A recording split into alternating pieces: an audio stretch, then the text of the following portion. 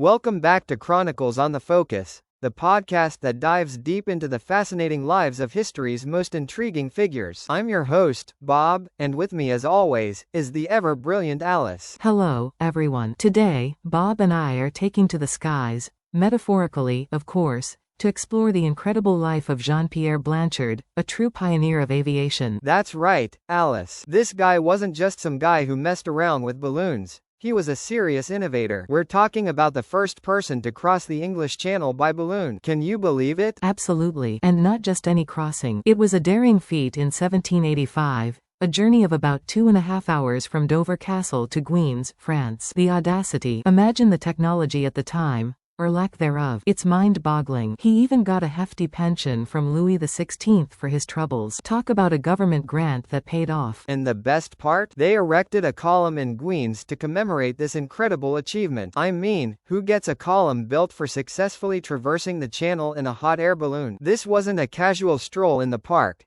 This was a monumental event. They even have the exact coordinates. Apparently, he wasn't too shabby in the marketing department either. He certainly wasn't. He toured Europe, showcasing his balloon flights, becoming practically a celebrity in the process. He was the first to fly in Belgium, Germany, the Netherlands, and Poland. And get this, Bob, he even demonstrated his skills at the coronation of Leopold II as King of Bohemia. That's a royal endorsement if I ever saw one. But the story doesn't end there. Blanchard wasn't just a balloonist. He was also a bit of a daredevil. He was an early adopter and demonstrator of the parachute, you know. In fact, he famously used it to escape when his hydrogen balloon ruptured in 1793. A true testament to his ingenuity and courage. Can you imagine having that much faith in your parachute? Talk about a nail-biter. And then there's his trip to the Americas. In 1793, he made the very first balloon flight in the United States. Can you imagine the spectacle? President George Washington himself witnessed this historic event. It must have been quite the sight for the founding fathers. Plus, the future presidents Adams, Jefferson, Madison, and Monroe were also there. What a crowd. It's almost unbelievable that one man achieved so much. And let's not forget the fashion craze he inadvertently started. Balloonomania, they called it. Everything was styled, ballon,